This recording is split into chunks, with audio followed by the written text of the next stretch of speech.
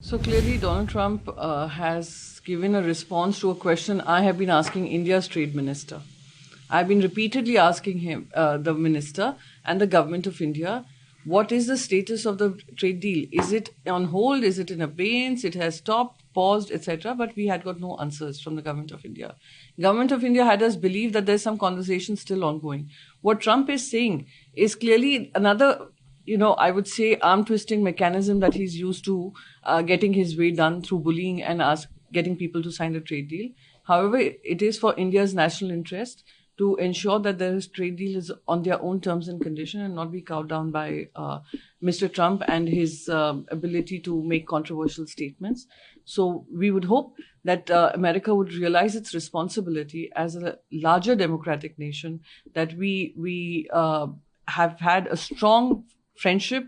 We've had a strong strategic alliance. We have very strong economic relations. And to disrupt global trade would be extremely unfortunate and would be helping those countries which do not believe in democracies. As two strong democratic nations, we need to lead by example rather than through this bullying mechanism amongst two friendly nations.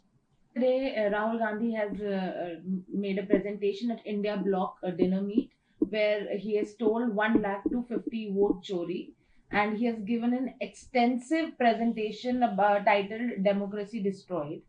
Uh, what do you want to say Actually, on that? before the India meet, it was already, he held a press conference where he revealed through data and evidence and through investigation. Investigative journalism that we expect from media to do has totally been held on pause. And I can understand they also work under tremendous pressure coming from the government of India. They feel pressurized to not show investigative journalism which talks about democracy at threat.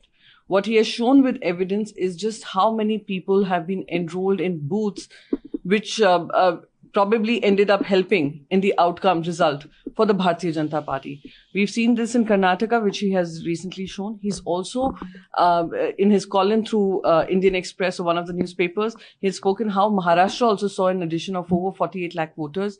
We are seeing deletion of voters in Bihar. We're seeing addition of voters in Tamil Nadu. And we're seeing something in West Bengal, which is a very, I would say, divisionary tactic to disenfranchise voters who could be coming from Muslim communities. So it is unfortunate, and India Alliance would take it up strongly. And it is for the Election Commission of India to take this up on a strong footing and tell us, be held accountable and tell us that just how does the process work and bring transparency in the process. That is what we would expect from the Election Commission of India and not the blame game that is coming through letters from the ECI. Yes, about that. Chief Electoral Officer Maharashtra has written to Lok Sabha LOP and Congress MP Rahul Gandhi, saying as far as the conduct of elections is concerned, election results can be questioned only by a way of election petition before High Court. It is understood that during a press conference held yesterday, Rahul Gandhi had made about the inclusion of ineligible electors and exclusion of eligible electorals in the electoral rolls. He is requested to sign and return the enclosed declaration or oath so that necessary proceedings can be initiated. Which will definitely be done. However, it is in public domain. Now, it is incumbent on the Election Commission of India to just explain to us that how many people can reside in a one-room kitchen house. I can imagine 4 people. I can imagine 8 people. But 800 people, 1,000 people, 4,000 people.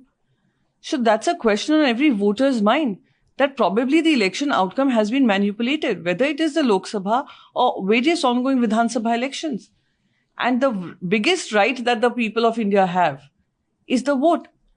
By actively adding, deletion, manipulating voter rolls, which till now hasn't really been looked into and has been investigated now by the opposition, the responsibility and the onus has gone on to the opposition and they've done it spectacularly. I would hope that every single Indian citizen would raise their voice and ensure that Election Commission of India works in a transparent, accountable manner. Government leaders, BJP leaders are also responding to the press conference that Rahul Gandhi has made, where Maharashtra Chief Minister Devendra Fadnavis has said that neither has there been a theft of votes in Maharashtra nor in any other part of the nation. Rahul Gandhi is just lying and is stealing the mandate of public.